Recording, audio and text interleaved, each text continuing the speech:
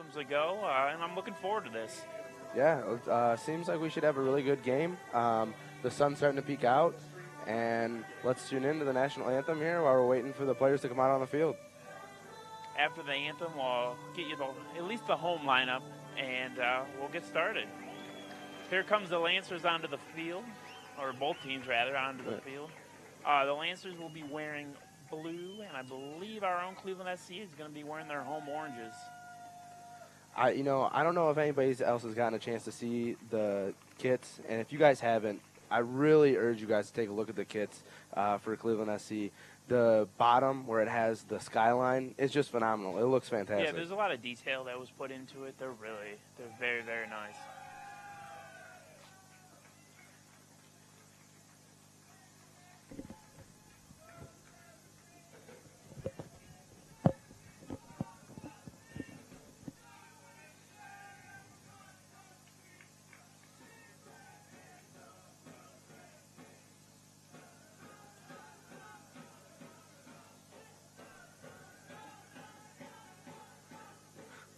Six Cities already in full song over there.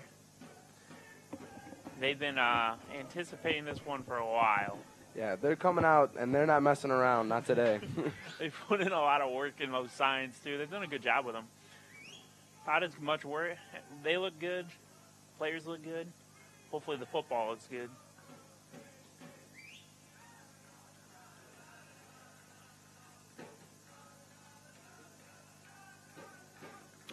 Colton going with the black shoes. I know it was a big thing with him. I saw on Twitter he was having fans try to urge him whether he should be getting orange shoes or black shoes to match the kit, and I believe he decided to purchase both.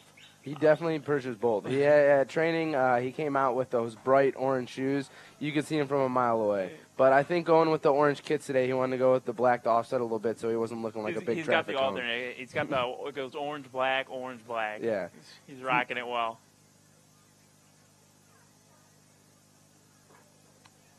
And his patented headband, or, well, helmet technically. It looks like a giant headband. So who we got? We got Manfoot starting probably. We're not exactly sure on the formation. I'm guessing it's going to be 4-3-3 with Bell, Manfoot, and Marinero up front.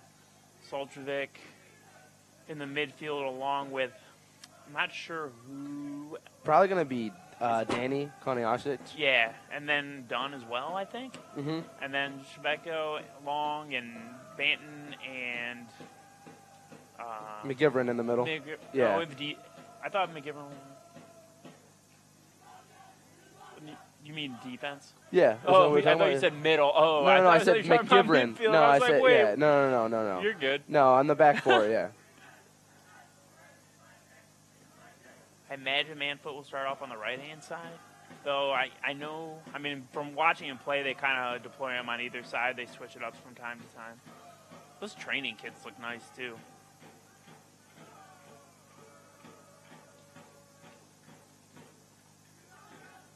It looks like they're being led by Coach Ryan Ozzy Osborne out there right now in the middle, giving a little pep talk.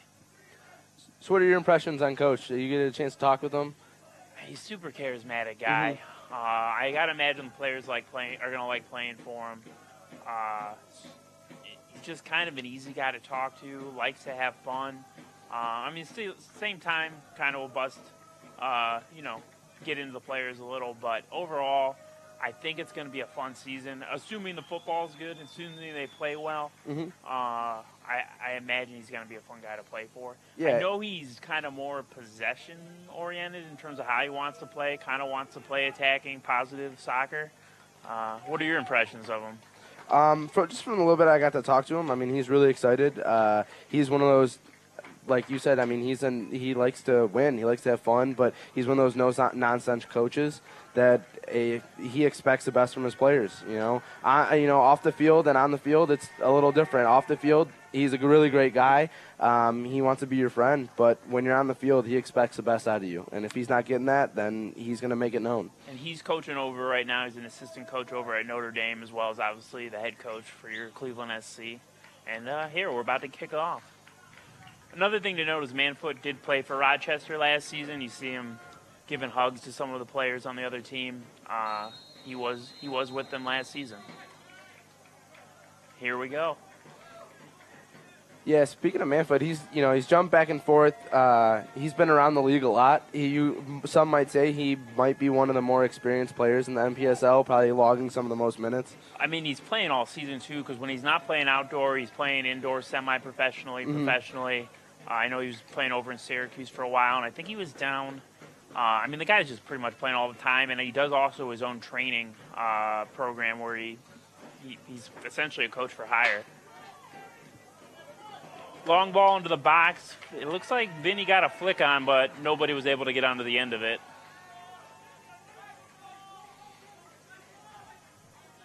Manfoot is starting on the left with Marinero, looks like on the right, and it does look like it's at 4-3-3.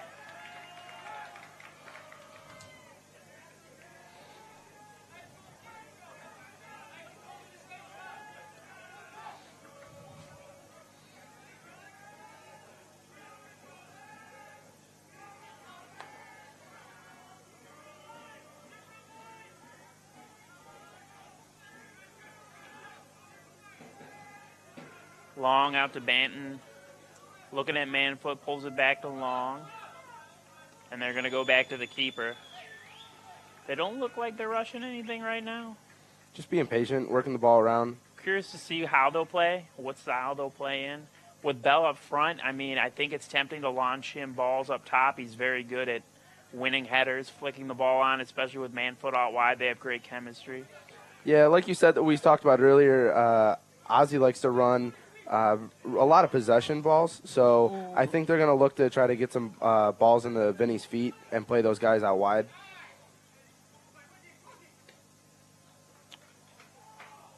Just a little long, out for a goal kick. Yeah, it was a good look.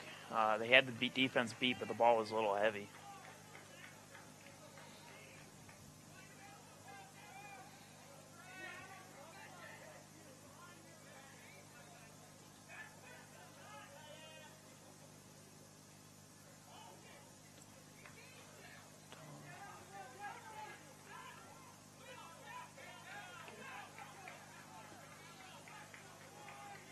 It's a wide ball. Oop. Saveco just a little heavy of a touch. Way to battle, get the ball back.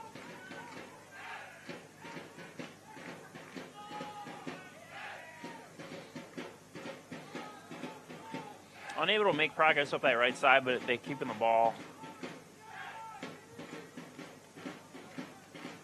They got numbers down there now, too.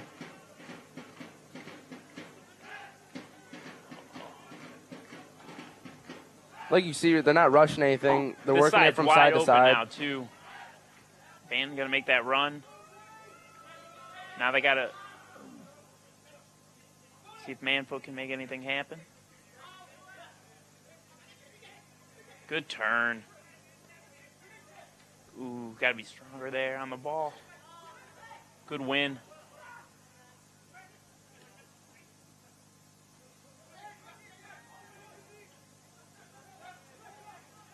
Able to keep the pressure there, win the ball back, force a loose pass, and they have the ball again. Rochester really has not had a great feel for the ball yet. When Cleveland SC has given it up, they've pretty much gotten it back immediately. As we mentioned earlier, they're really playing that possession ball, doing a really nice job of keeping it. Just a little heavy touch there. With all the rain, obviously the field's going to be a little slick. Yeah, it's going to be slick. The ball's going to skip up probably a little too. Doesn't seem like it's bouncing much, but it definitely seems like it's skidding across that surface. With all that rain, it's pretty slick.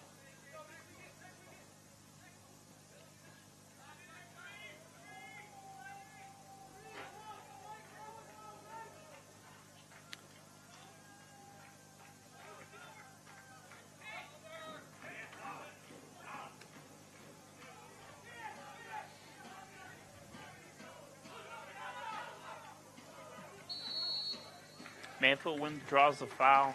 It looks like they have.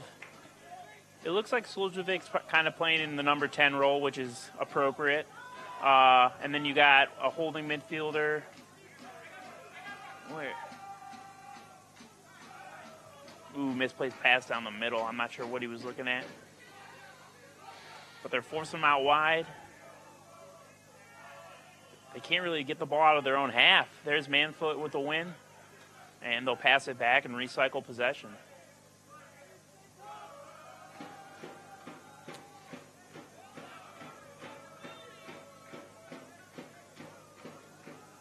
Ooh, they're trying to go direct to Vinny. Oh, see, that ball just took a little bit of a skid.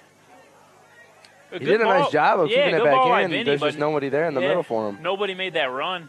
I don't think that it was one of those ones where you don't think the guy's going to win it, so you don't make the run, and then all of a sudden the ball's flying free through the penalty box.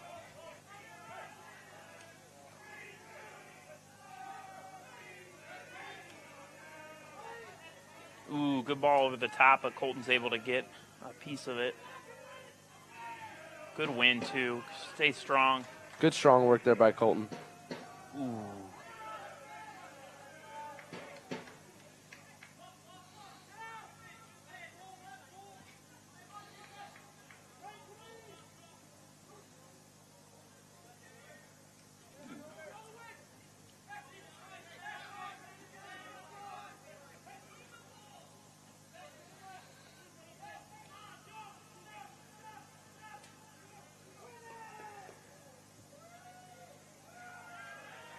One thing I love about kind of watching NPSL soccer in general is just how much you can hear the players.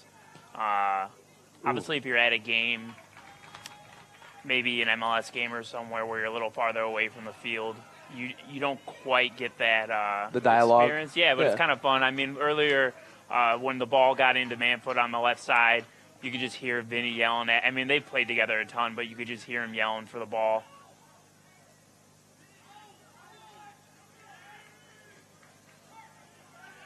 Ooh, good turn. Vinny's going. Ooh, a little. They just don't have the numbers for it right now. Oh, miscommunication there from Vinny and Banton. He was expecting the run and it didn't come. Good win back though. Vinny's turning into space. He can hold him off. Oh. The referee makes his first big decision. That was a big decision. Vinny was able to turn, dribble into the box, get the defender on his back, and the defender committed to the tackle because he had all that, or else he was letting Vinny essentially run into space, and Vinny was able to put it away, or able to draw the foul, and the referee was brave enough to give it. Soljovic made 2 penalties in their preseason, 1 in each game against Columbus, so I believe he made them both low and right as well. We'll see if he does that again.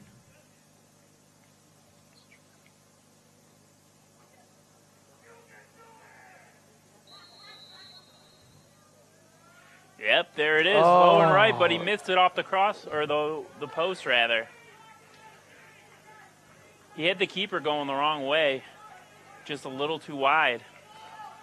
And a missed opportunity there. That's pretty frustrating. I mean, you know, you get your opening match, getting that early lead would have been nice, especially the way they've been able to keep possession. It seems like they'd be able to sit on a lead pretty well. Well, let's see how both teams react after this. Winning an early penalty, and the Rochester Lancers. Let's see how they come back. They answer.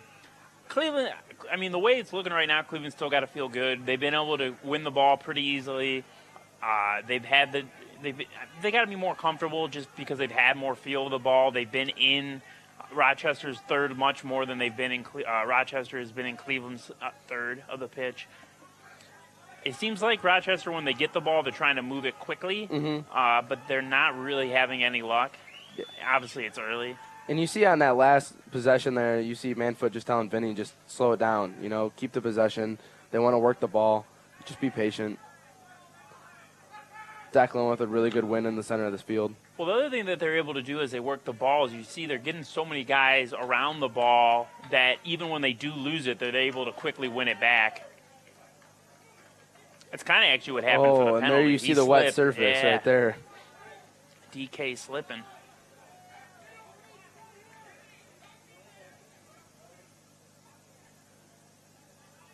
McGivern with a crossfield ball to Manfoot. Well done. Banton with the overlapping run. He's going to give it to him. We're going to see a cross maybe? We see a cross, but just a little too heavy. I believe that was Marinero arriving on at the far post.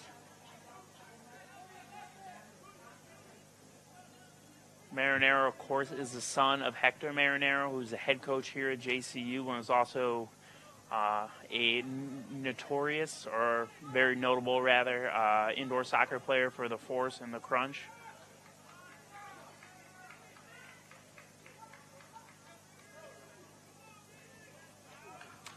Always amazes me, Vinny, for how big he is, has such good feet, able to get the cross in there, almost playing like a winger.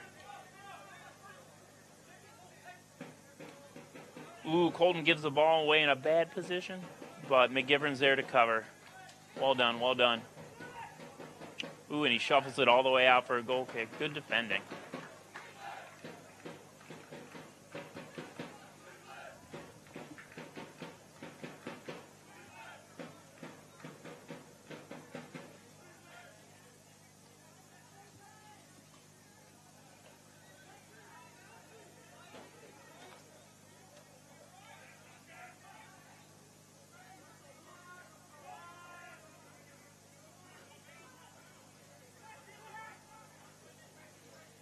And you can see them pressing. I mean, that's a midfielder pressing up to their center back, and it's able to force a bad pass, and now we win the throw-in. And that's part of the reason they've been able to keep possession so much, is that when they do give the ball up there, you'll be able to get it back immediately. Cleveland's doing a really nice job of keeping their defense high, too, making sure anything that comes out, they're putting right back in. It looks like Dunn's playing that holding role as he plays that ball out wide. Nice ball in the Vinny. Ooh, good idea, but just a little too heavy. But Dunn's there to win it back.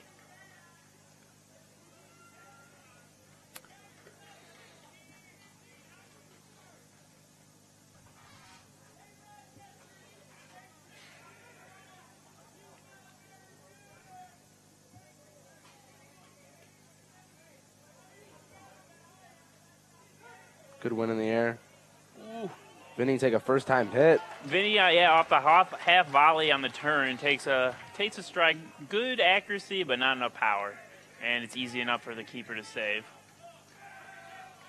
Well, it's good. You want to see them start testing the keeper a little more. They've had the possession. They just need to start taking a little more shots, seeing what they could do. Yeah, that was open. I mean, he had the time. It wasn't too far out. He definitely got that in his bag of tricks.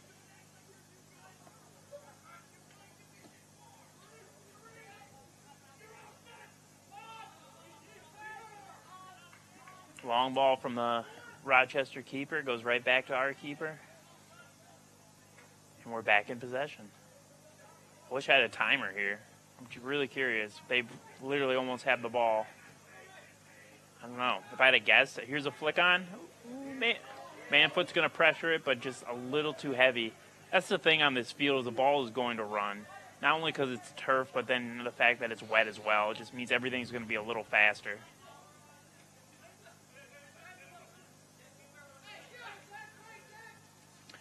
Good ball through the middle by Rochester. They're going to work it outside, but once again, too heavy. Oh, he's able to keep it in, though. Ooh, but it looks like he knocked it off the Rochester player and was able to win a goal kick. Oh, nor do they give a corner. No corner awarded to Rochester. I thought he was able to win a goal kick there, and he seems to be complaining for it or arguing with the ref for it, but he's not going to win it.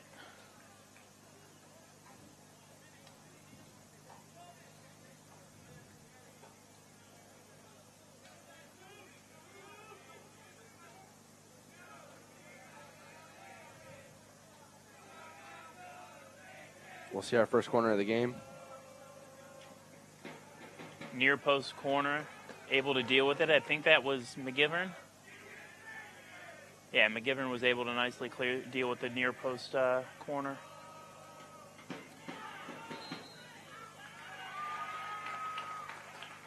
Quick throw in. Let's see if they can get something going. No, Vinny's going to play back.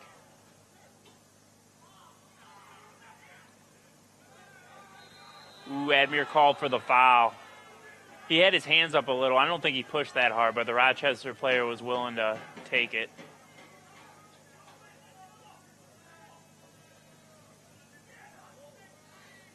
You can hear Six City show their displeasure. Six City definitely, yeah, does not agree with the ref's call there.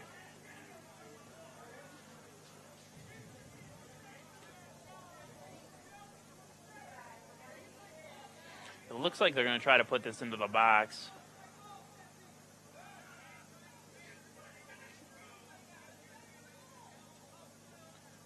One of Rochester players screening the goalkeeper offside.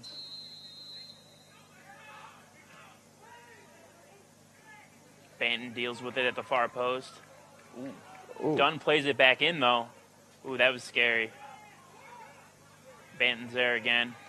And he's looking for Vinny across the field.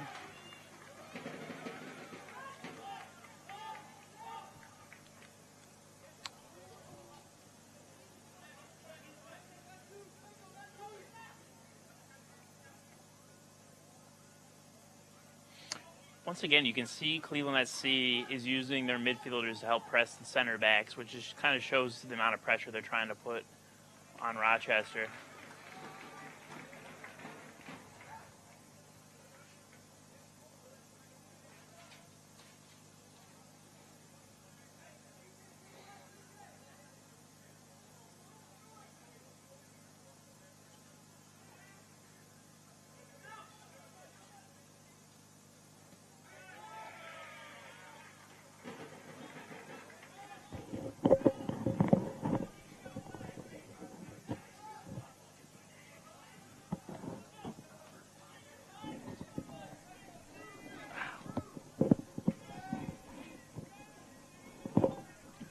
Cleveland SC back in possession, back to McGivern. McGivern with a long ball out to the left to Manfoot. He's not able to win that. And immediately they're applying the pressure. Rochester's able to get out of it. It looks like they're going to turn to goal. Ooh, just a misplaced pass brings it back to Cleveland SC.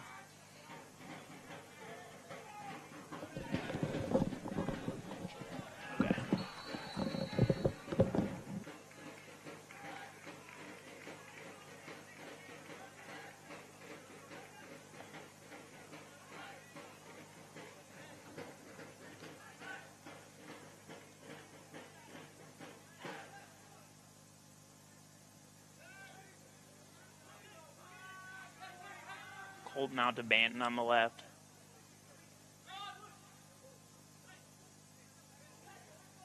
Just cycling possession at the back right now, looking for an opening. Ooh, and a heavy touch takes... Oh, McGivern got bailed out there. He had a heavy touch, but the Rochester player wasn't quite able to keep it in. And the Cleveland SC will restart with the ball.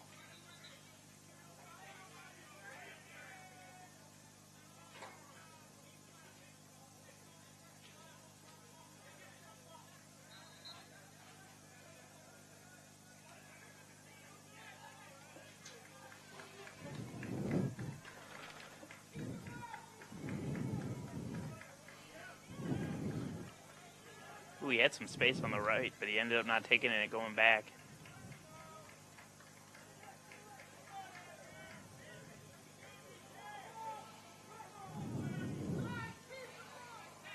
Rochester wins the ball, moving up the right side. They're outnumbered, though. They don't really have anything. He's forced to try to make something from nothing and isn't really able to. Looks like Rochester's playing a 4-4-2, so they're keeping that. Their midfields aren't really coming up. They're staying back, like they're just letting their two attackers try to take on the whole team. Banton strong there on the ball, is able to win the throw-in.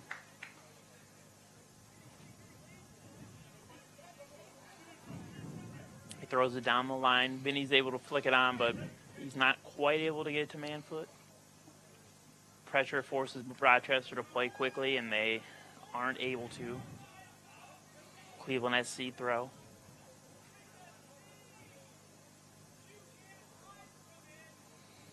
The sun is finally coming out. It's kind of crazy considering when we got here, we were taking videos and it was downpouring. Well, it looks like the good man upstairs answered our prayers of letting us have a game here today. And Manfoot's got a ton of space, plays it out wide. Once again, you can see how heavy the ball is running. It goes out for a goal kick. And he's shaking his head. He knows he should have done better. He had space in the middle. He could have cut in, or that ball could have just been a little lighter. Hopefully he'll get another shot. Still early.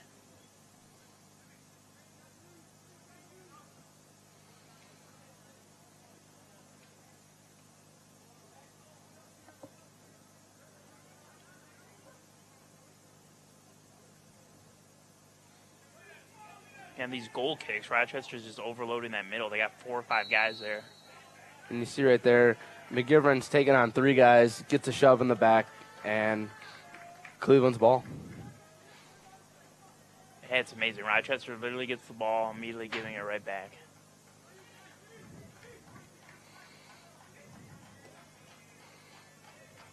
Wide ball to Manfoot. Vinny and him are pretty close to each other right now. Colton tries to find him again. Does. Able to keep it in. Good play by Banton to quickly find Vinny first time. Vinny's able to turn.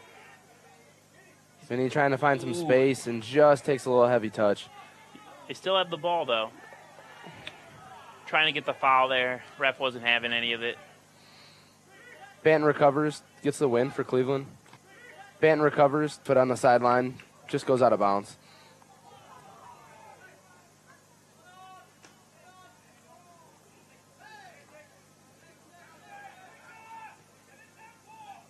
Cleveland working the ball side to side.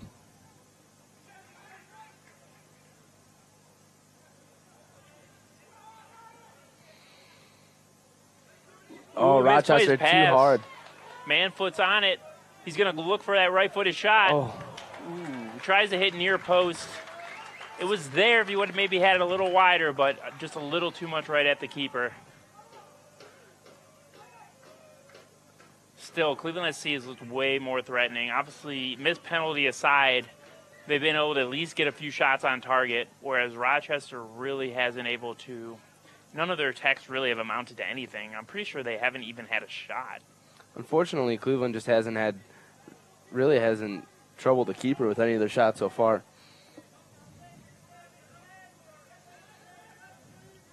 Maybe we can con somebody into getting us stat keepers soon, Spencer, so we can figure out if they've had a shot. I'm not 100% sure. I feel like I should probably be keeping that stat, but, you know. I can't remember them having a shot. I don't remember them having a shot either. It's been pretty one-sided. We're nearing the 23rd minute right now, and I don't think they've troubled the defense all that much. So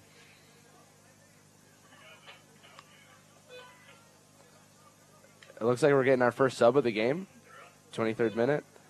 Yeah, Rochester's making a substitution. One of the midfielders is coming off. I'm not sure if there's an injury or... I mean, you got to think that it's an injury, 23rd minute. It's a little soon to be making... tactical changes. Yeah, but who knows?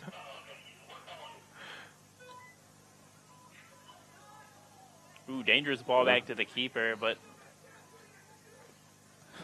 With the surface like it is, too, playing a ball like that, that's... Yeah, you've already seen some of these balls skid off people's feet, misplaced, heavy.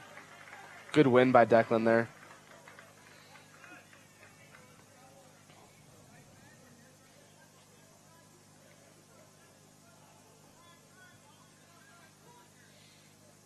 Crossfield ball by Rochester, but they're really not able to make anything of it. They got to go back to their defense. Trying to push up through the middle now.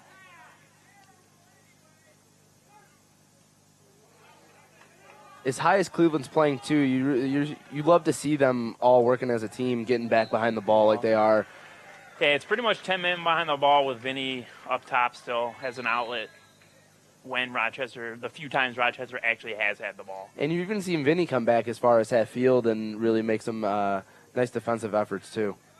Well, and like I said, even when the ball's up top and Rochester has the ball, they're pressing. So, I mean, defense doesn't only happen in your half of the field. It happens everywhere, and you can see them employing that, or Cleveland FC employing that. able to find some space on the right side. Vinny drifts out wide. Yeah, I think it just always surprises me as a big man that Vinny's comfortable out wide. Great through ball, man foot. The keeper's just there to make the play. That's the first time they've troubled him, and he did nice. He did a really nice job there. Who was that on the through ball? I'm not sure, but Manfoot made a good run. Rochester wasn't able to keep their back line straight, so he was onside. He just had to get there a touch quicker, and he would have been around the keeper. Keeper didn't hesitate, though. He came out, made a really nice save.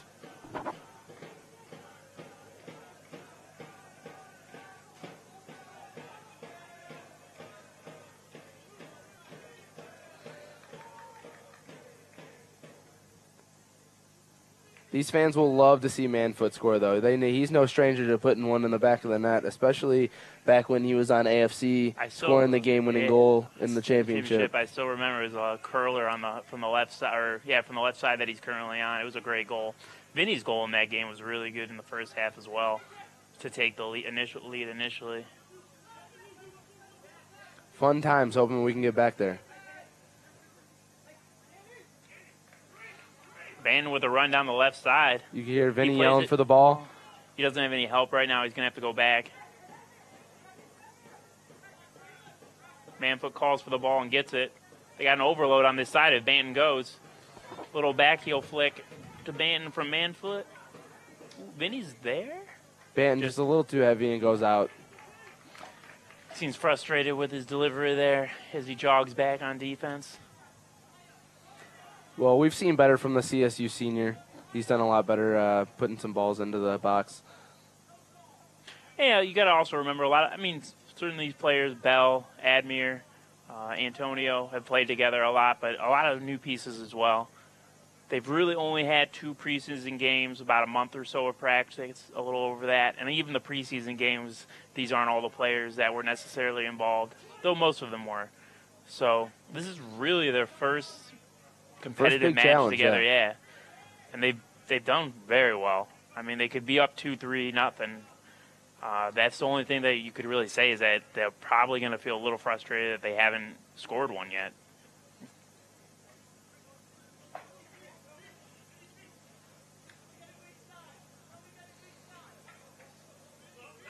Seems like most of our attacks are coming up this left side. Banton looks good going forward, and obviously Manfoot.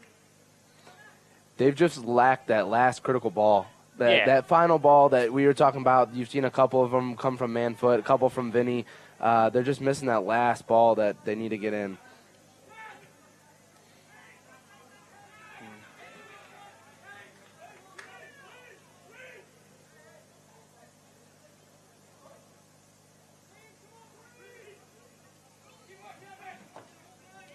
Rochester out to this right-hand side.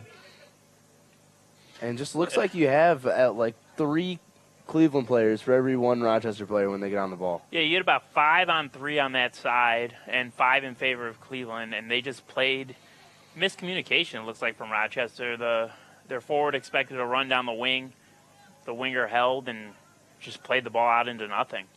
I think that's partially a byproduct probably of not having the ball a lot, not being able to get into a rhythm. I mean, it's hard when you don't have the ball all game and suddenly you want to make something happen. Yeah, you got to make something happen, and you're just not in a rhythm yet.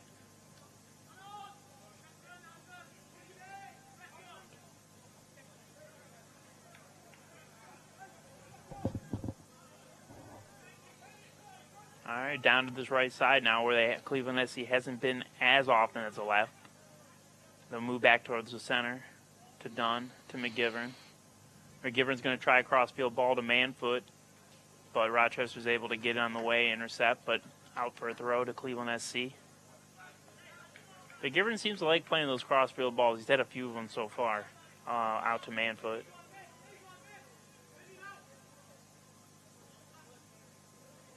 Banton needs some help. They're going to throw it down the line here to Bell.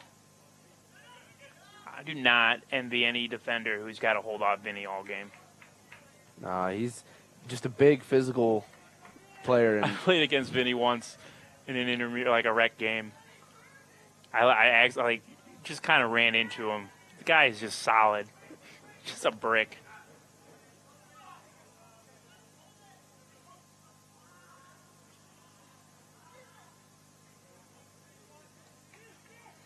Just like you saw there. I mean, Rochester had the ball pushed up. They didn't even have the numbers. They were all the way up to the 40, and we only had 3 defenders back, and it looks like they have no help up forward. I mean, yeah, I'm curious to see if that's their strategy, if they're just hoping to hit us on the counter, but their counters have not looked threatening. I don't see anyone up front who's necessarily got a ton of speed. No, and we're just now approaching the 30-minute mark, and we still haven't yet to see a shot from them. Ooh, good slide tackle. Good tackle.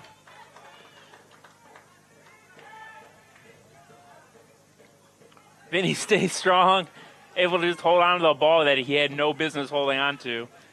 Loses it dribbling through the middle, but still. Here comes Rochester, 4-on-6. Misplaced pass. Not even a lot of pressure there. They're just completely out of rhythm.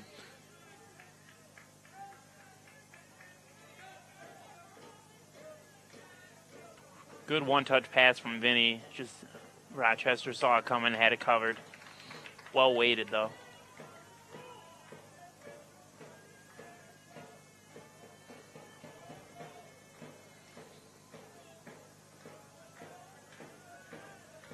Saveco to take the throw in.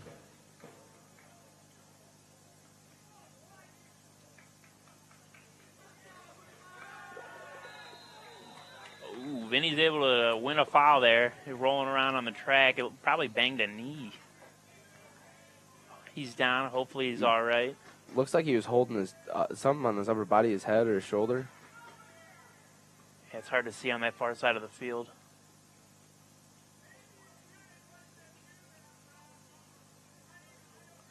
They are not happy with the Rochester players.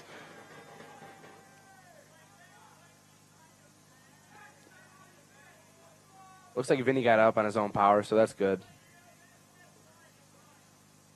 Well, this is going to be a good free kick position. You can see him holding that left shoulder, trying to work it out a little bit. Can't be comfortable falling down on the track, though. No, and plus that turf's probably hard because it's wet. Looks like Admir's going to take this from the right side. Hopefully swing it. Probably the 33-minute, we're approaching the 33-minute mark, and Rochester making their second sub of the game. I don't know if his coaches isn't happy with the way his team's playing, which I mean, I wouldn't can't be imagine either. he is, you know? I wouldn't be either. They do not look very good. Let's see. But the thing is, Cleveland's got to make them pay for it because it doesn't mean anything if you don't. Great it's a good ball in. Just no one's able to get to the end of it. Oh. They called Dunn for a high foot. They both slid in on that ball. That was. I think he was calling them being a little reckless. throwing the boot out like that.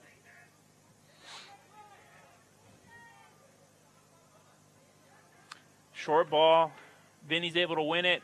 He's able to keep possession, and Vinny's on the right in. side. And Rochester, diving great tackle. defense. Thought he was going to slot that far post. This is their first real counterattack opportunity, but even then they're still outnumbered. Able to work the ball down the left side. But Cleveland SC able to shuffle them harmlessly out wide. Harmless cross, only one Rochester player in the box to 3 Cleveland SC players, and they're back in possession, yeah. No real pressure. Again, like we said, though, if they're going to keep playing deep like that, Cleveland's got to hold the possession and make them pay for and take advantage of what they're doing. That last chance for Vinny looked good. I thought he was going to be able to put that away, but that defender did a good job getting in front of that shot.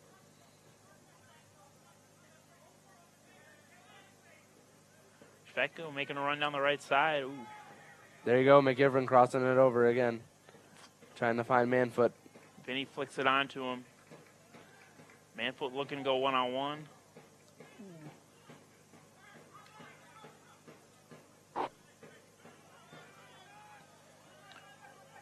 Rochester driving through the middle.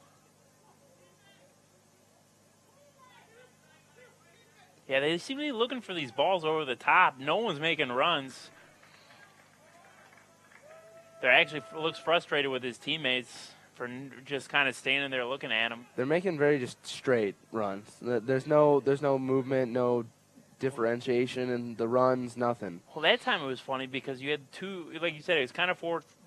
You had two forwards up top. Number 9 for Rochester was looking up for one to make a run, and neither of them was, so he just played it and then started complaining at his, kind of yelling at his teammates, looking for someone to do something.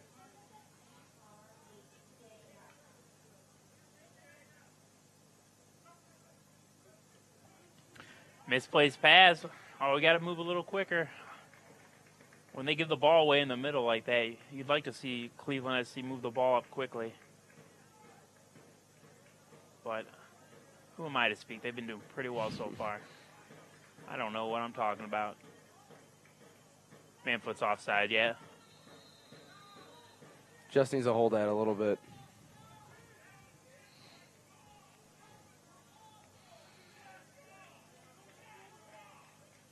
Manfoot likes to do that, though. Like I said, you see him there over on the right-hand side, even though he's been playing mainly on the left. Kind of likes to switch wings occasionally.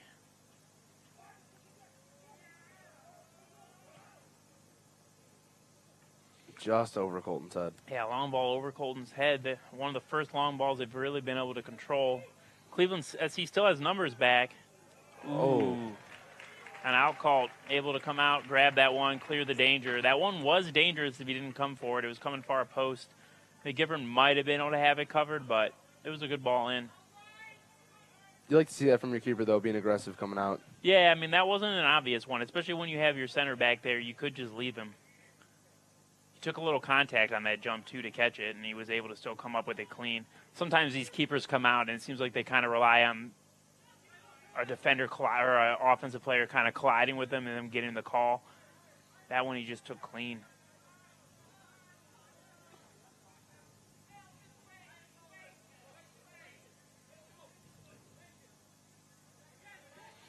You can hear them talking to be patient, and they are. They're just cycling on back, slowly moving the ball up the field, pressing that back line higher.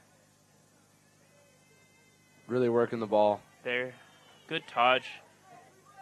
Out to Marinero on the right side. This is the first time we've really seen him one-on-one. Let's see what he's got to do. Puts a good cross in. Oh, right at Vinny's feet. Yeah. And he just couldn't control it. It went by two players. I thought Zeko was almost going to get a head on it. Then it fell at Vinny's foot. Then it fell to Manfoot. Just not able to do anything with it. But it was a good job for him to beat the defender, get that cross in. And not only, you see these guys sometimes beat a defender, but then they put in a kind of nothing ball. That one was dangerous. Yeah, again, something that Cleveland really has to take advantage of.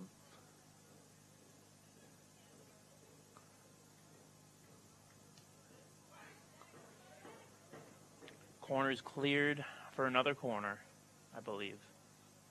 Yes. Looks like Manfoot's going to take this one. That last one was a little harmless. Didn't have a lot of pace on it. Kind of high. Not a lot of curl. I think they're trying to. You see McGivern back at the back post here. It looks like now they're all crowding the back post. Yeah, so. They're overloading. Let's see where they run. It's That's to where the it back goes. post. McGivern, and it's a beautiful header by McGivern. The first goal of the year. And like you said, they were packing that back post. Manfoot didn't take the first corner. Came over, took the second. Kind of just put it in there. And I'm impressed for how far out he was. He was able to get enough power on it still to get it over that keeper's head. That was nice. Very nicely done. And finally, that 1-0 lead that they very much needed going into halftime. They deserve. Absolutely. With the possession they've had, that's the last spell of possession they had, and then they had the miscommunication here and the missed balls. Missed penalty, and now he put it in. He's looked good this game. He's been sound defensively. Those long balls out the back have been pretty accurate, and that header was impressive. I mean, like I said, that ball didn't have a ton of pace on it, so sometimes it's hard because you're going to have to, you got to use those neck muscles to get your own power on it. And he didn't have a great angle. He was able to just put it over the keeper's head. It's not like he was able to put it into the corner or anything. And you saw Rochester's defender get a touch on it, but it just wasn't enough. It just put it right into the top of the net. Oh, you got And Cleveland. here they come again. Manfoot's wide open on the left side. Beautiful they ball. Find him. Oh, he just needed a little cleaner first touch. Oh, yeah, Banden's you're got gonna the foul. see the foul right there. And that was intentional. He might give him the yellow for that one, or he's going to give him a talking to. Oh, he just gets give him a a talking to one He time. just gets a talk. He's just saying, I saw that, don't do it again. And Banden wants to know why he didn't get the yellow. That's where you just say, come on, ref, really? Really? He can have my shirt after the game.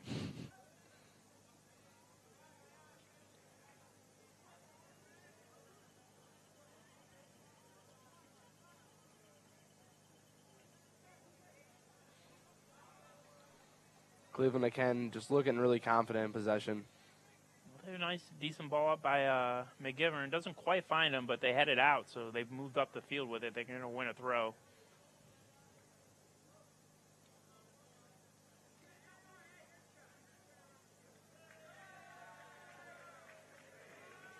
Yeah, besides your usual suspects, McGivern's looked good. This Banton, who we haven't got to watch a ton, has looked good on the left side.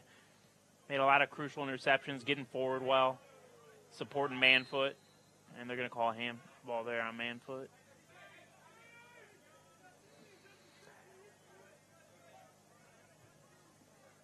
I mean, and how nice is it for your midfield and your forwards when you have a defensive back line that is strong and they're confident with the ball? It helps really project the whole rest of the team and what they're doing on the field. Yeah, and then you have your safety outlet in Vinny. If you ever do get in trouble, I mean, look for him. He's going to win the header more often than not. There he is again, winning the header, flicking it on to Manfoot. Manfoot's able to take it down. Ooh, and he did draw the foul. Got a little hip check from number 24 at Rochester. Winning a free kick in a pretty dangerous position. It looks like he's going to take it, too. Him and Admir are talking it over. Or is Banton going to try to take this one?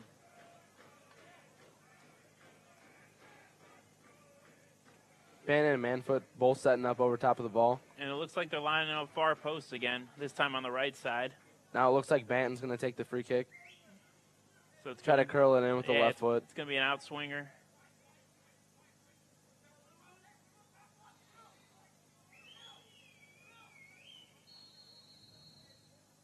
Colton across the middle. Ooh.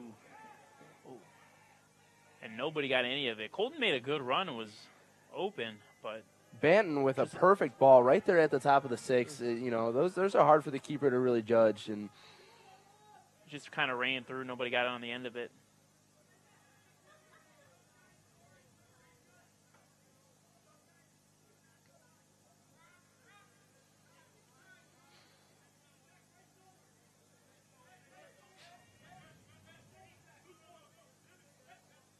Here comes the pressure from the midfield again. They're able to play out of it, though.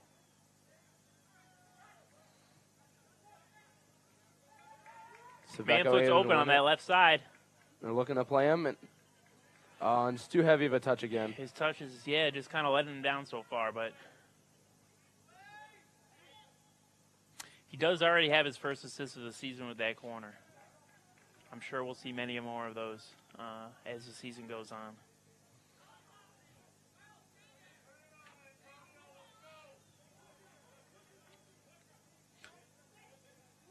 And Cleveland is just super comfortable. If you want to press up, they'll play it back to the keeper, keep playing around the back until they're able to move the ball up.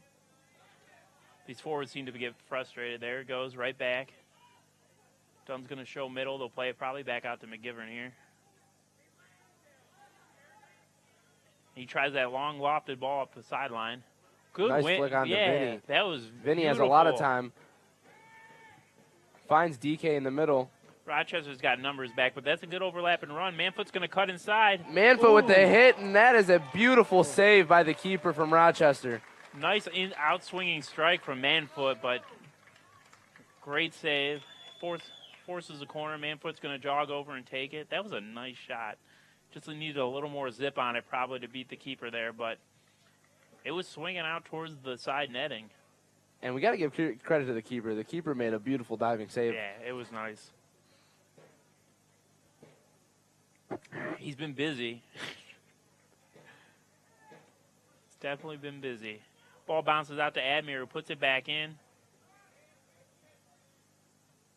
And Rochester will clear. Right back to Cleveland SC, though. Cleveland SC wins the throw. Well, like we were saying, you need the ball to get in rhythm, but we've gotten their keeper into rhythm. He might be about the only one out there that's in rhythm for Rochester right now.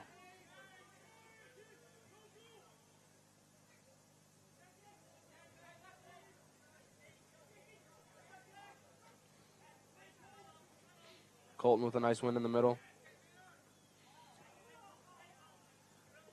Ooh. Colton just diving up. Nothing comes of it. Doesn't win the ball. Banton on the floor, but Rochester's got to play back. And some loose passing in the middle means, yeah, Rochester isn't really able to take advantage. And again, they finally had some numbers up there, too, after that collision with Colton, and they just couldn't take advantage of it. And there's the half. Great first half from Cleveland SC, up 1-0. Yeah, and well-deserved. It could have been 3 or 4, but we'll take the 1. We'll see what Rochester could possibly do in the second half to kind of change how it's been going. But like we said, they have no shots on target. They have not looked threatening at all. So, Joe, what things from Cleveland SC that you've seen that you liked so far in this first half? Like we said, them coming out, putting this team together. Only about a month of work in the offseason before this game, and we're seeing some good things. Yeah, I really like how they're playing with their back four. Not only the defense they're putting in, but their ability to keep the ball and just kind of be patient. Rochester is getting frustrated, so I think we're going to take a break for the half. Yeah. So we're going to take a break for the half. We'll be back for the second half of Rochester Lancers versus your Cleveland SC. All right, we're back here, John Carroll, Don Shula Stadium, for a second half of play between the Lancers and Cleveland SC. We just want to give a quick shout-out to our partners, Platform Brewery, Planet Fitness, Nova Care Rehabilitation, Cleveland Clothing Company.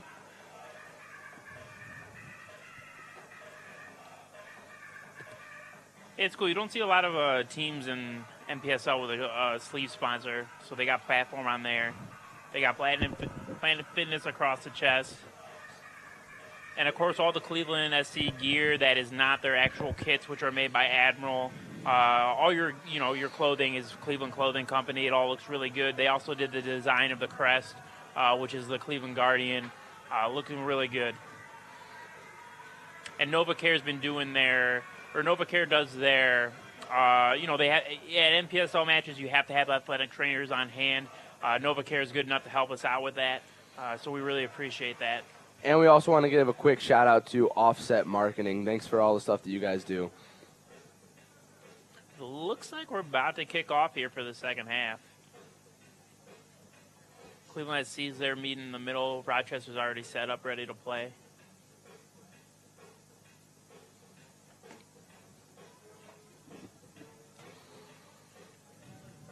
Got some Michael Jackson in the stadium, or is it the Cleveland Shuffle or whatever? I never can remember.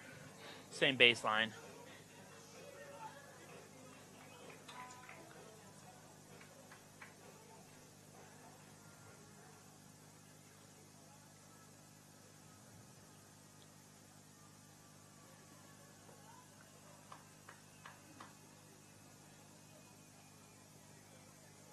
Rochester will start with the ball.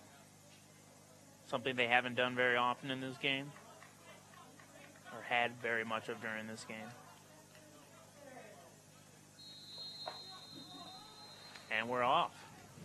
Of course, Cleveland holds a 1-0 lead, courtesy of McGivern via Manfoot.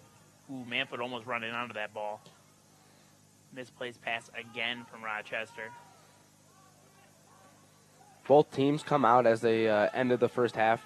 So only just those two first half subs for the Lancers. So let's see if they make any other tactical. Oh. Ooh. That got grabbed in the face there by the Rochester player. Saveco looks just a little shaken up, taking a nice shot to the face there. I think he's a little surprised to get a foul call instead of just out for a Rochester throw.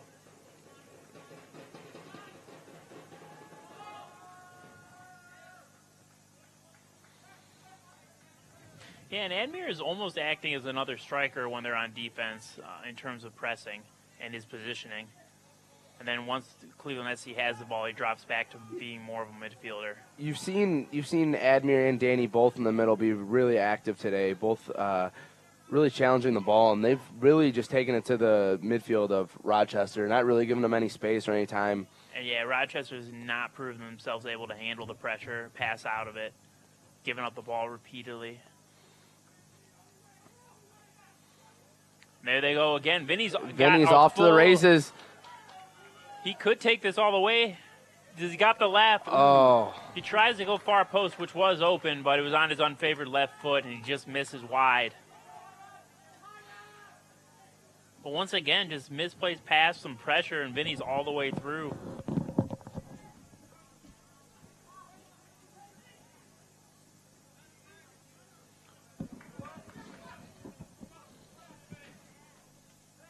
Becko stays strong on the balls. Ooh, but misplaces his pass. Dunn puts in a hard tackle. And it goes back to McGivern, who's going to go back to outcall that goalkeeper. Outcall's pressured, so he plays it up the field. And it's one back by Rochester, who's going to turn and go down that right-hand side. Thank you. Cross comes in, and it looks like Colton got a piece of it, or was that McGivern? Rochester looking for the foul call, but they don't get it as Cleveland clears their lines. Saveco trying to clear it out. Rochester right there. No trouble. Yeah, they had in a dangerous position, but he just kind of rushed the cross, and it went right to the keeper.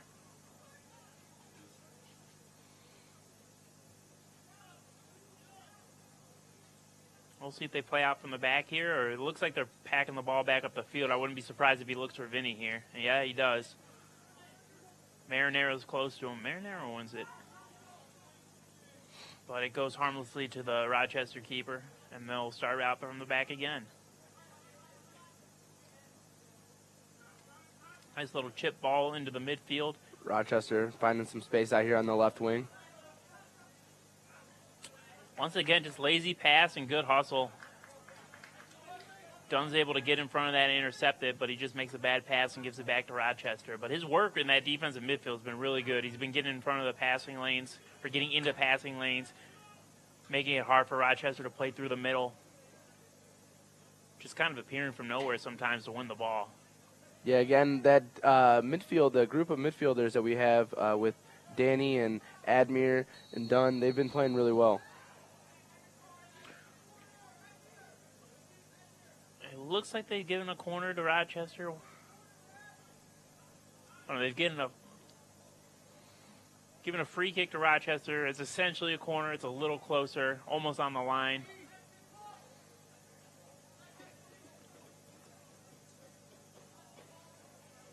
Looks like Rochester's lining up far post. They got 4 or 5 guys there. And Joe, they need to take advantage, be threatening here. Yeah, they had one corner, I think, in the first half, and they didn't really have any dangerous free kicks. Here's their biggest opportunity. Ooh, that ball just kind of gets by everybody, and it's low, but Vinny's able to clear his lines. Oh, no, are they going to say it's out for another corner?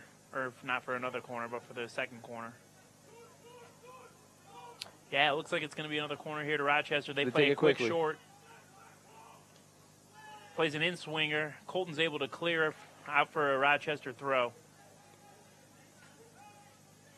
Colton had himself in a nice position, luckily, too, because there's the Rochester Lancer right on the back post, wide open, unmarked. Yeah, and he didn't just get a little bit on it. He was able to easily clear it.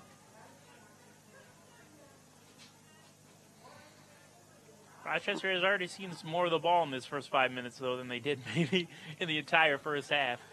I was just about to say the same thing. They're finding their possession a lot better. Oh. Ooh, hard tackle through the back. He's going to probably pull out the yellow card here.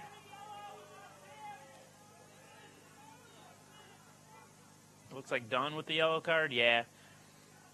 He hasn't put a foot wrong much in this game yet, but he definitely came through the back with a sliding challenge there. Probably worthy of the yellow. Even with our biased opinions. And it looks like, yeah, any free kick they do take, it looks like they're trying to, I mean, this is not a very close one, but they're going to look like they're going to lob it into the box. Once again, look for that far post area. They got 4 or 5 guys down there. Well, like we said, with the low amounts of possession they've had, these are their most dangerous. And, again, they just waste the opportunity, put it right through the uprights. Playing the wrong football.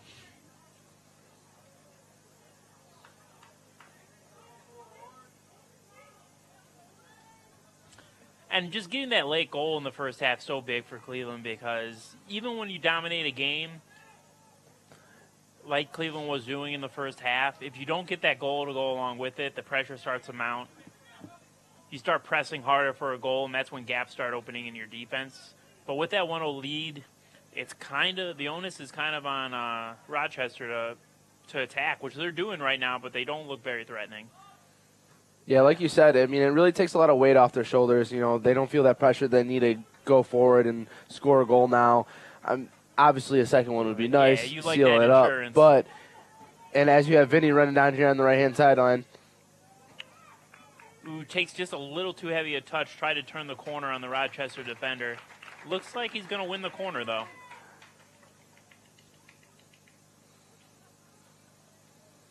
Manfoot out to take it from the right side. Going to be a outswinger. You know, Vinny might not be the fastest player anymore, but he always finds himself in good positions. He's a very smart IQ player, like we said, just a big physical guy. Ooh, near post cross to Colton, almost finds him. Manfoot gets it back. Ooh, but he just gets out muscled. It's kind of funny, yeah, the contrast between Bell and Manfoot in terms of size. Two completely different players, too, but both very good at what they do. Yeah, and they both like playing great with goal each scorers. other. Yeah, they've definitely developed some chemistry over the years playing together. See the rare center back getting forward there from McGiver, and he's all the way up the field.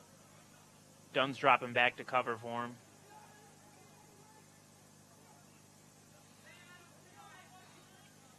Rochester's going to spread it out here to this left-hand side where they got some space, but he doesn't have a lot of support. He just kind of forces the ball into the striker. Missed touch from Chris, though, gives it back to him. I mean, going back to Bell and Manfoot, you have to say probably those two are two of the more, at least on the lower divisions, more well-known players in Cleveland. For sure. They've been playing for a while. They've won a championship together.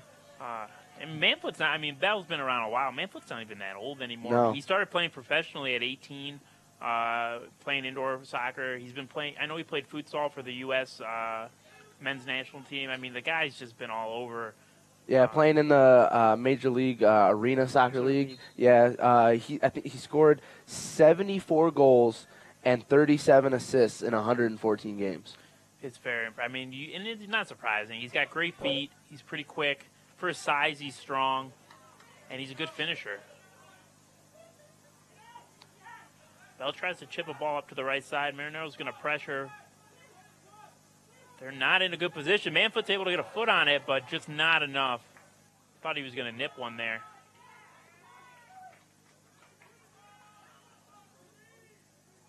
Ooh, great beautiful turn by turn. Banton. And he's down this left-hand side. Oh, and Banton. Is that a penalty? Banton wins another free penalty kick in the box. Banton's speed just too much for the Lancer defenders. I've been impressed with him all game, like I said in the first half, and he just turned the defender there, went down the left-hand side. I don't think that was a needed challenge, but they went in rashly. They're giving a yellow card for it, and we're going to have a second.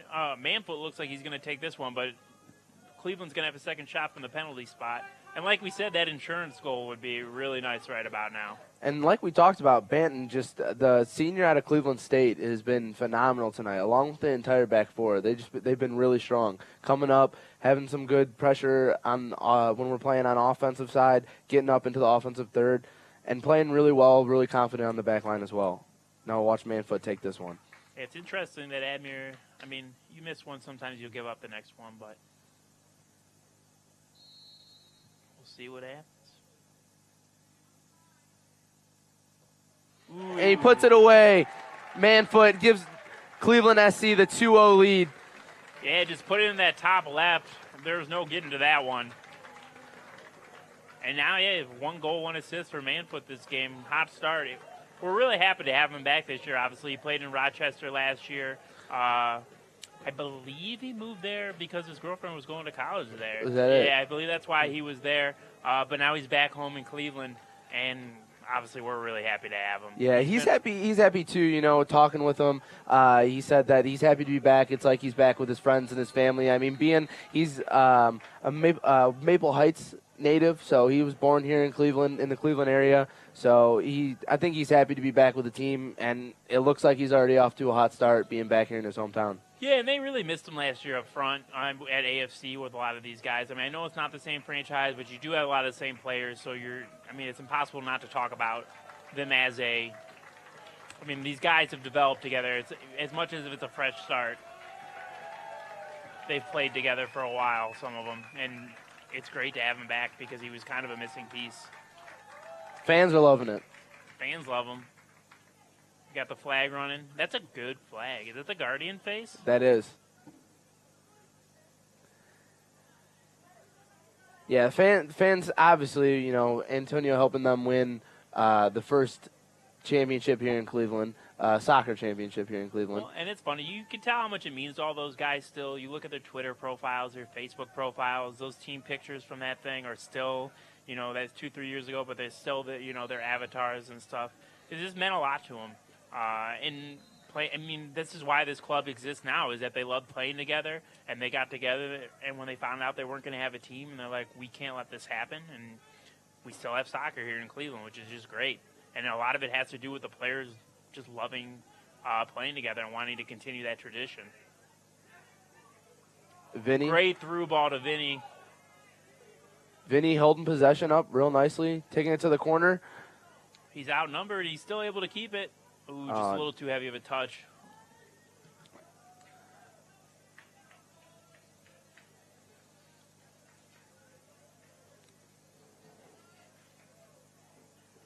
Cleveland wins the throw.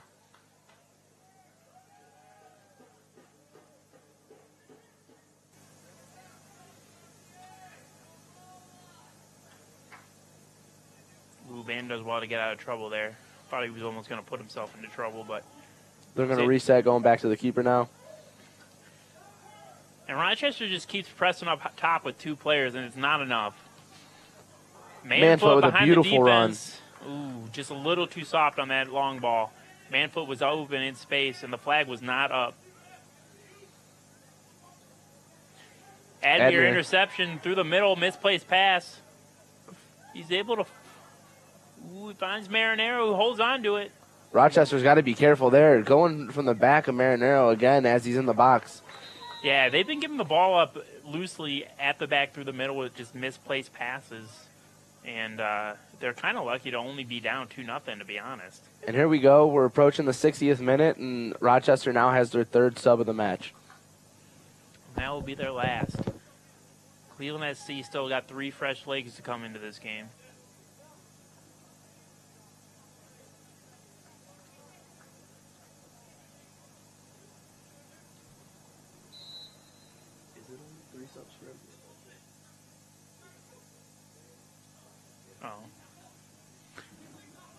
I stand corrected. You're allowed 5 subs in the NPSL. Oh, Ooh, Antonio. Manfoot. Oh, and the keeper again coming off his line confidently, making a good save. Yeah, he was able to use his quick feet to get, or Manfoot was able to use his quick feet to get in through the Rochester defense and get one-on-one with the keeper, but the keeper came out too quickly, and he wasn't able to get it over him. Smothered that. Loose pass in the midfield. You got a counterattack from Rochester. He's able to find him on the right-hand side. A beautiful save. Good save from Outcall. Outcall diving out to his right, making a great save, keeping the clean sheet alive. Rochester did well to take that one time. Didn't even take a touch, just launched it with the left foot. Tried to hit that curler into the left corner, but Outcall was up for it, able to save it. Saveco was trying to find Danny, just a misplaced pass. Rochester was able to jump on it, like you said, get out to the races, but Outcall just did a fantastic job keeping it 2-0. And Cleveland's able to clear their lines. Rochester were threatening down the left side, put in a cross. McGivern was able to clear. Here comes Cleveland SC's first substitution of the match.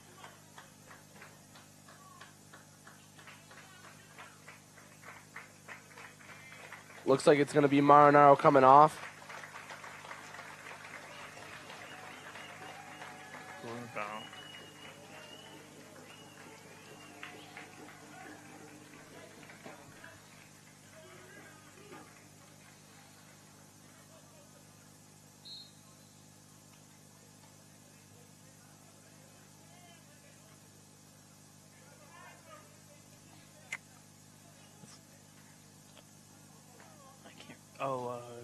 What's his face?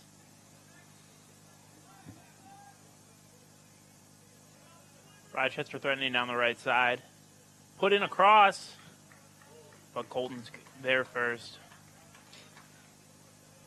Oh, and by the way, it looks like they brought in Curran to move out to that right side for Marinaro. But it looks like he might be, it looks like he's going to be playing on the right side in front of Shpetko. Number 77.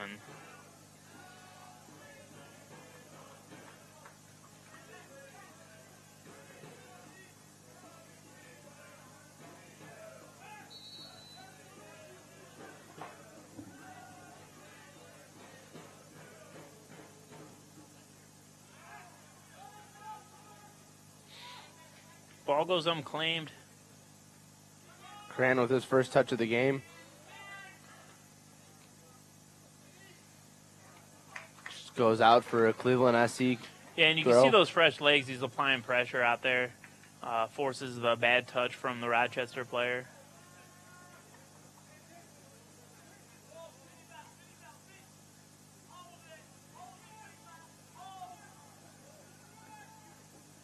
You hear Declan telling Vinny to hold the ball up there. Some good interplay there from Cleveland, just not able to find that final touch. But once again, forced the bad pass, bad clearance. They keeping the ball. I mean, they really got Rochester pinned in right now. They found Banton out wide. One too many step overs there, and he loses it. Banton trying to win it back.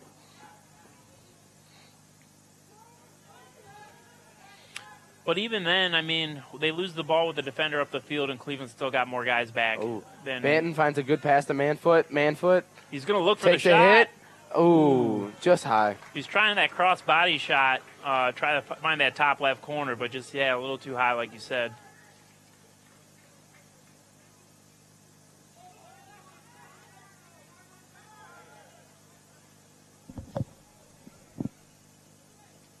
Rochester's finally able to work it out the midfield, bring it up to his left-hand side. There's some space. He's one-on-one.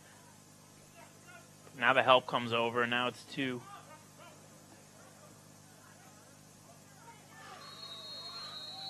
Ooh, and he's able to get a foul there, Rochester at the top of the box. Just outside of it, pretty dangerous position.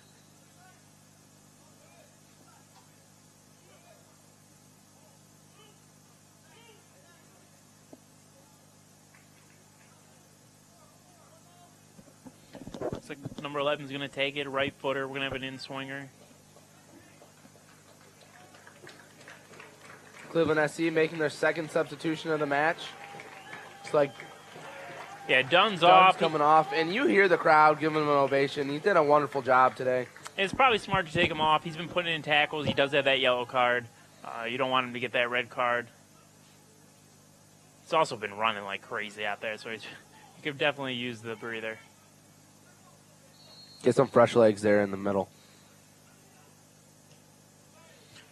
Tries that curler to the far post, but not even close. It's going into the trees. Hits a tree. Crime against nature. What number?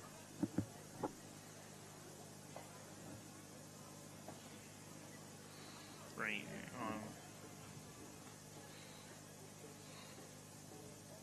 And it looks like Kurt Rainey is going to get his first touches here for Cleveland SC, as he's the one who replaced Dunn.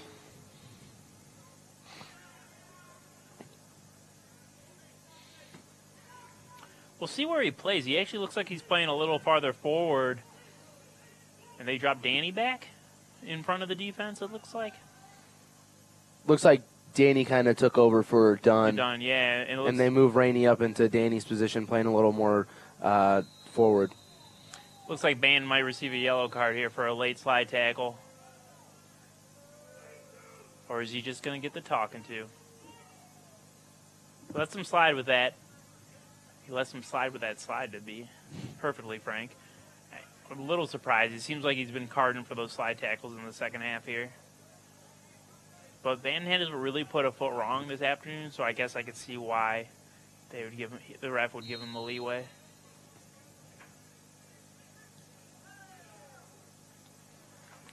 And once again, they take any free kick they get, they try to put in the box, but he hits that one right at the keep. And Michael has no problem catching that.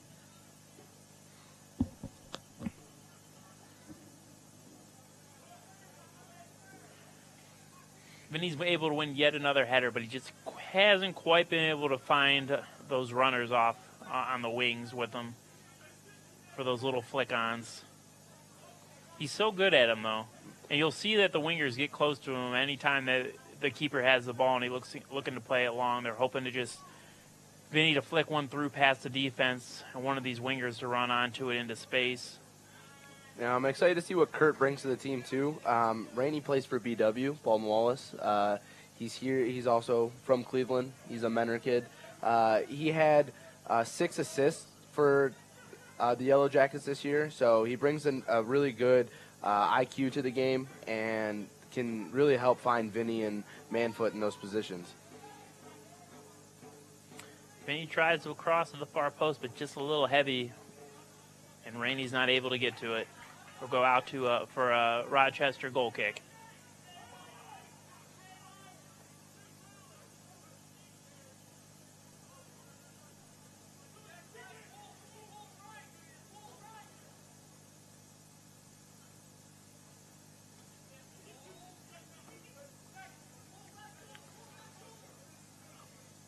Rochester is just not, they're almost getting outrun. I mean, Cleveland looks like the fitter team. They're getting the ball quicker. They got more guys around the ball. See, and coming into the game, that's what I was nervous about, was seeing the fitness of Cleveland SC. Just with the month of training that they've had, or about a month and a half of training that they've had, they're looking really good. They're looking fit, like you said. It looks like they're outrunning the Lancers. Well, and I know talking to Coach Osborne before the season started, when he first saw all the players, is one of the big things he was worried about was fitness because, you know, I mean, a lot of these guys, some of them are playing in college, but some of them, I mean, for example, Vinny's an accountant. Full-time job. So not all of them have time to get into shape. Practices are only once or twice a week, so you only have, practice alone isn't going to get you into good enough shape for games. So you're looking at these players to do some stuff on their own, and it looks like they have. And we saw Rainey there pressuring the defender out of bounds, and now Manfoot taking the corner. It looks like they look for Colton again near post, but he wasn't able to flick that one on. You got Danny putting it back in. Good ball, That's a great post. Ball. Ooh. McGivern again, testing the keeper. Good ball in, good header. And remember, he was the one in the first half that had that first half goal. Yeah, kind of same situation. A little tighter angle. And keeper was able to cover. He was ready for it that time. He wasn't going to let him score on him again. And Long clears the danger there. Vinny with another flick on. Kurt. Rochester poorly clears it. Ooh, good quick play. They find Kurt at the top of the box. Rainey passes it over. Get it to Vinny's feet. Vinny with the missed touch. And he would have loved that, too, because he probably could have taken him one-on-one. Looks like it's out for a Rochester throw, or goal kick, rather.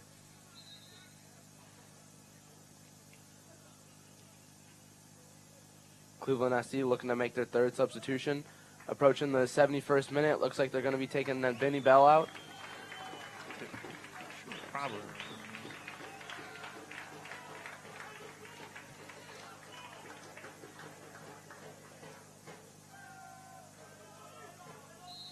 Of course, Six City singing the Vinny Bell song to greet their hero off the pitch. And on for Vinny Bell now is number 8, Truax. Yeah, he'll slide in at that number 9 position up at striker.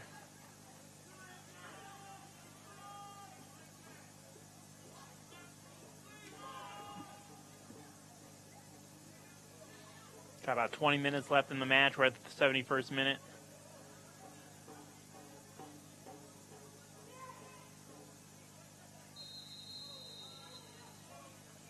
Coney Arcich just with a nice little professional foul there, trying to stop them from breaking forward.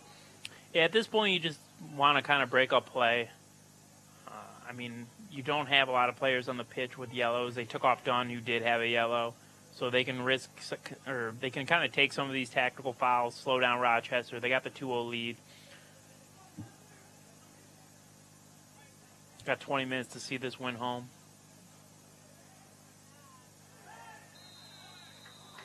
And Banton is fouled, which is going to relieve the pressure Rochester was somewhat generating down that right-hand side. I mean, it couldn't have gotten much worse than the first half, but, you know, they've stepped up a little bit. They've been able to put some more string of passes together, hold a little bit more possession, but still nothing other than that one shot that we had earlier in the half that has been threatening. And now it looks like Manfoot's coming off. I believe Rochester was 3rd in the division last season. It's their 3rd year in the league. I believe they were 6th the first season, 3rd, so they're improving. We'll see how they turn out to be this year, but it's overall, I mean, it's an impressive performance. Oh, and Colton they clear that one into the parking lot. Not surprising from Colton.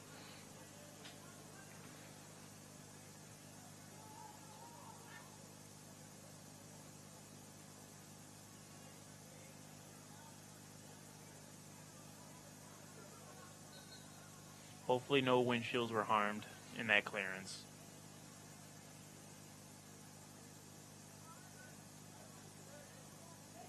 I would almost bet money on it that Colton could probably kick an easy 60-yard field goal, 70-yard field goal if he tried.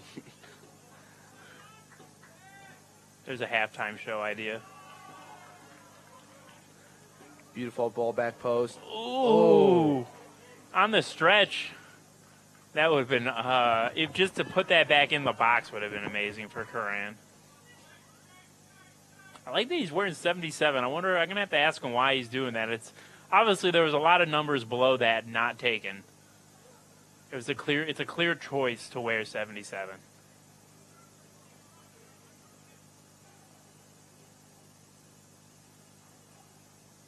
Ooh, Rochester with some good give and goes, threatening down the middle. They got a runner far post. Ooh, but offsides. Good play, but just a step offsides. And it's getting chippy in the back there. Not sure if he's got words for the ref, words for Cleveland SC players, or both.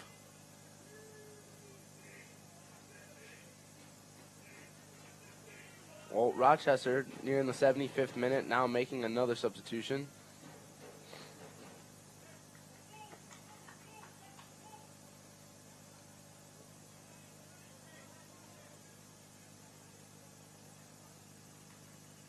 I mean, just about 15 minutes left. They got to do something. So, hopefully, I mean, for them, their substitution is going to help them out. Yeah, I'll be curious to see how much they go for it. Obviously, if they really do, it's going to leave some space in the back. You got fresh legs up front with Ben now at striker.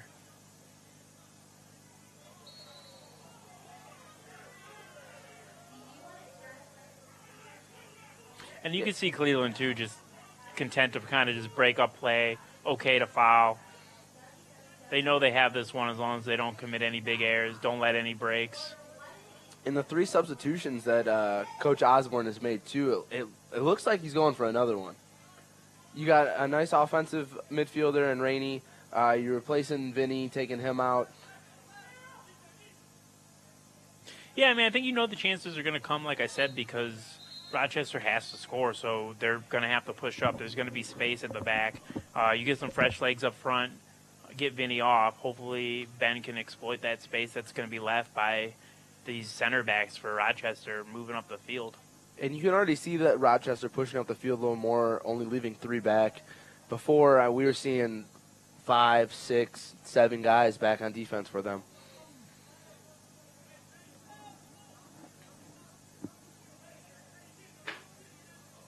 McGivern just plays it back to the keeper. And he's going to be content to play it out long. They got an overload on that left. Good control by Van to bring that one down. It was a little high. Van finds Danny in the middle. Danny finds Rainey. Putting together a couple good passes here. The middle's wide open if they can get to it. There it is. That whole other side of the field could open up, but they're content to play back. They don't have to score. Cleveland, again, just still looking really confident in possession. And he'll just look to go back. Rochester will use the opportunity to press further up the pitch, but we're looking pretty good in possession. Cleveland's just trying to be patient, trying to find their way through. Good interplay by Admir. They almost found it through. They had a good little flick there to set them loose down the left side, but they got a little too fancy.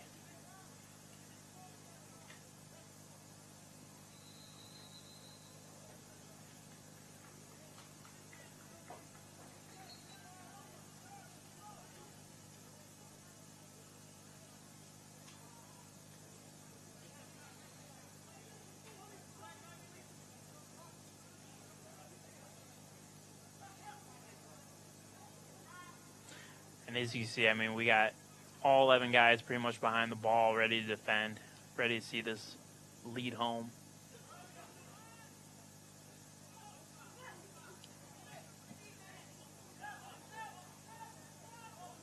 One thing I really noticed is it seems like the Rochester players are kind of getting frustrated with each other.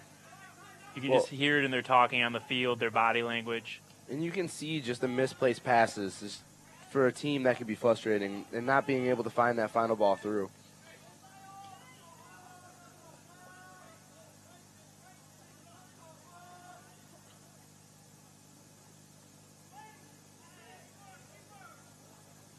And that's an easy one for them to keep. Yeah, Rochester just don't seem like they have a lot of ideas. They're trying to go through the middle, but they're getting pressed out of it. They can't get anything wide, and all these balls over top are pretty inaccurate. And again, you got to give credit to the Cleveland midfield that they've really locked it down. They have not let any of the Rochester guys have any space, have any time. They're really pressuring them, and they keep forcing them to turn right back around.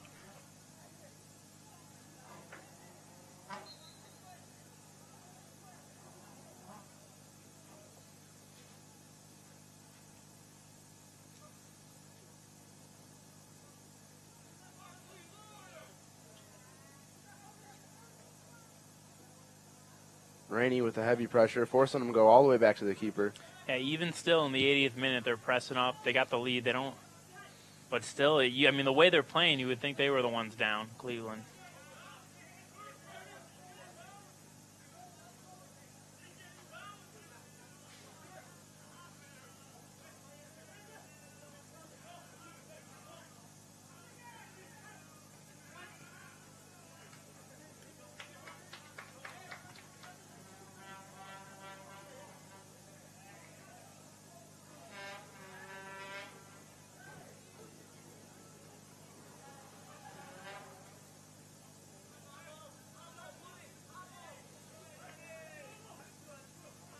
Trax just sees it out for a throw-in.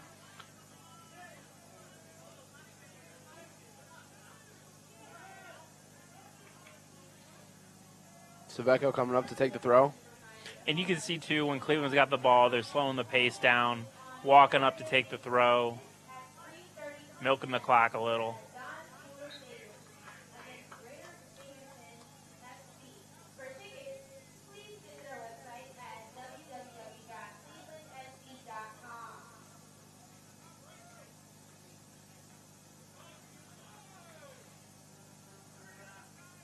With a little heavy touch from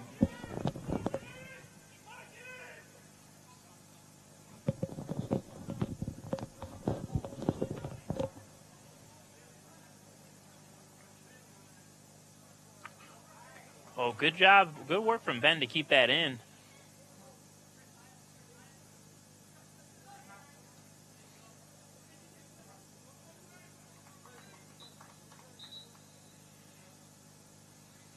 We got another sub from Rochester. I believe this is actually their last I think sub. this is their fifth and final substitution now. So, just as we just entered the 81st minute, Rochester now makes their final substitution of the match. Still hoping yet another substitution could bring something else to the team. Well, we saw what, that first substitution, like the 20th minute or something? 23rd minute, I think it was. And it didn't look like an injury. It could have been. But then again, we did see another one right before halftime. So they had two in the first half. So it almost makes it seem as the Rochester coach isn't sure of who he wants to have out there just yet either. Yeah, who is best it's beginning of the season still, but it seems like he's still trying to try out some of the players. Yeah, I mean, I'm sure Coach Osborne probably had a little difficulty picking his 11, but it seemed to be working out for him. Oh, Saveco just... He's going to get a yellow there, I'm guessing. He broke up a counterattack. Ooh, no. No yellow. And once again, we just see that tactical fouling. Ooh. Alcott was a little out of his box, and they tried a little tried to lob it from it's just midfield. Starting to seem a little desperate. I was just going to say, yeah, it's a little desperate.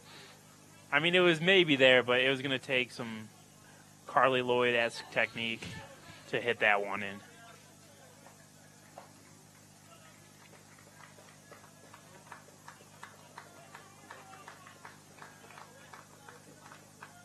Just about the 83rd minute, Cleveland SC. Looks like Admir's about to come off. Yeah.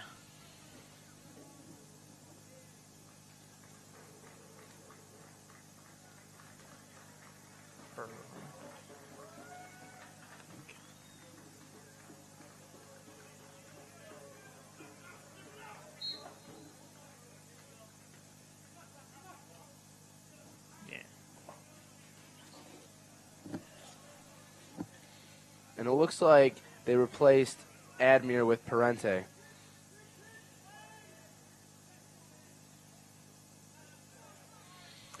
And I think they didn't change his role. Looks like he's just going to the same role.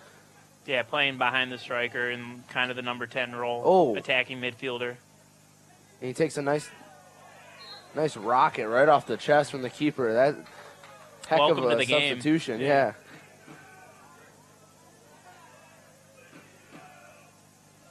This is a somewhat dangerous position for a free kick. We'll see who takes it. Looks like Karan is a little shaken up after that one, holding his lower back.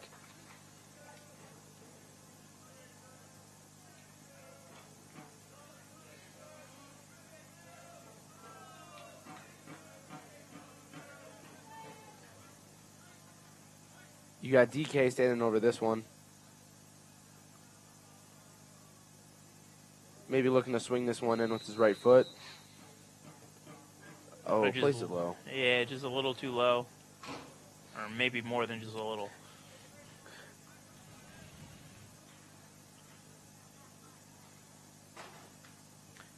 Got about 5 minutes left before added time.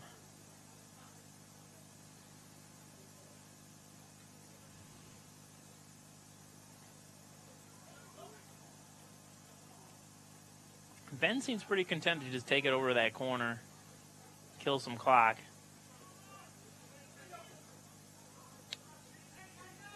Rochester just kind of mindlessly hitting it forward, hoping somebody's going to be there. He didn't even look up before he hit that one.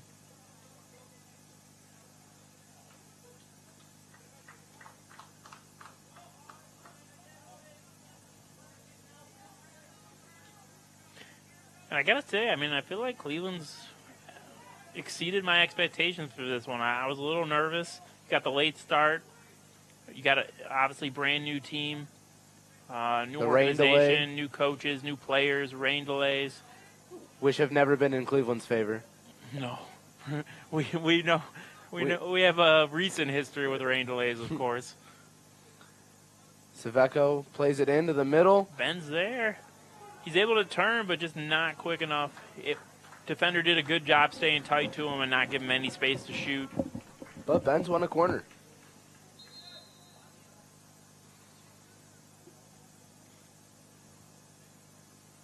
And like just before the 86th minute, looks like they're about to take Danny off.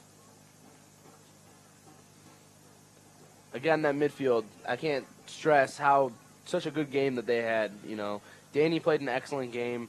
Admir played forward really well, linking up with Vinny and... Yeah, and just defensively, they just did not let Rochester play at all with the ball. And they were able to keep the ball well, play in tight spaces.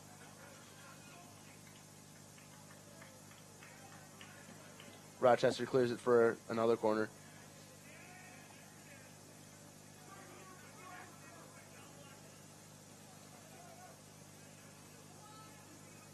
I wouldn't be surprised if they take this one short. Kill some more clock. Nope, but he's going to put it in there, left footer. Comes out to Benton. He's got some space. And if he wants to have a go. He's going to take one. Ooh, oh. Just sailed a little high. Looking for that back post, and they're calling the deflection. Could be another Cleveland corner. Assuming the match ends as is, who would be your man of the match? I got to give it to Antonio. Antonio, you know, he had the assist in the first half from the corner, had the goal in the second half. He did really well working in space. He found a couple more opportunities, had a couple shots. Really was the only other one that I thought that really gave the keeper any kind of trouble. And again, hats off to the keeper. You know, the scoreline doesn't reflect how well he's played. Their defense left him out to dry a couple times, so he's played really well. But Antonio had found a couple shots and made him work. Yeah, I cannot argue with that. I mean, the corner he put in was very good. Well-taken penalty, and like you said, he probably could have had a goal or two from open play with those shots on target, especially that one that was swinging away. The keeper made a great save on it. Absolutely. I think my other notable performances would obviously be McGivern, not only for the goal that he had, but just his general play, his passing, his defense. He's been there, rock solid positioning, and batting down that left, winning that penalty, and just overall been getting forward, just been up and down that left flank, putting a ton of running in. Just has looked really good. Ooh, good takedown. Oh, beautiful, beautiful touch and shot. And again, another nice save to the keeper, making a save down to his left-hand side. Yeah, that's a tough technique to pull off that shot. He chested it down and hit it on the volley on the turn. And I thought that was going in. Keeper was doing a really nice job.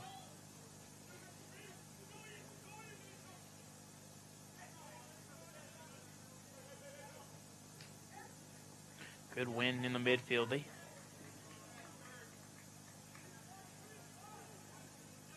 Banton driving down this left-hand side.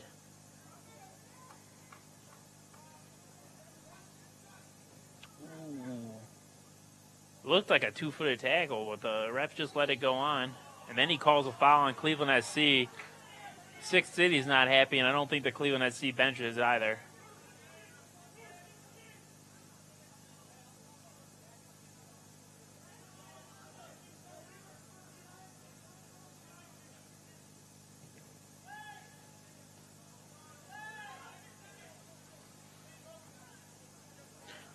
Colton heads it to himself and then heads it to his feet, goes on a little run.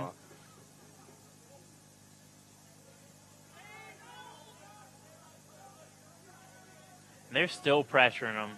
It doesn't look like Rochester even wants to play anymore.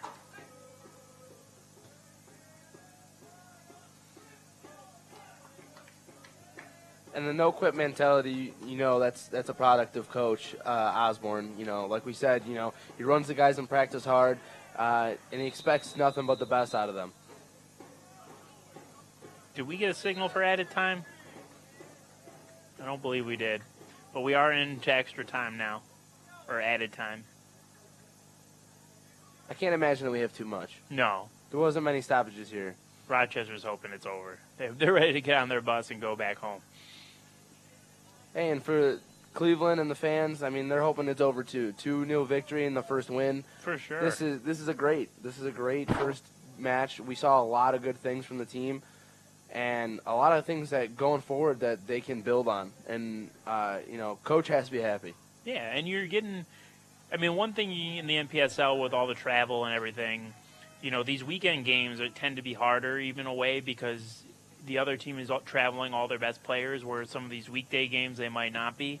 So you're seeing a full strength Rochester, and Cleveland's been able to easily dispatch of them.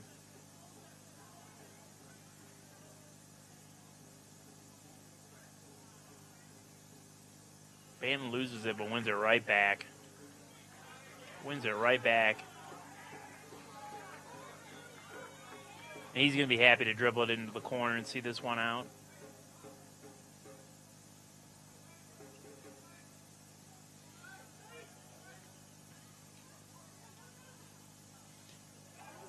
Banton again, all over the ball. He's frustrated with himself that even though he wanted to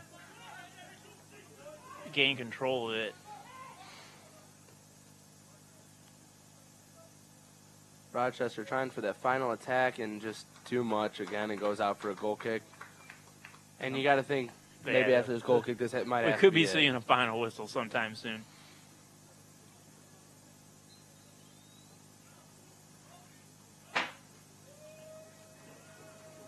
And I think Six City knows it too.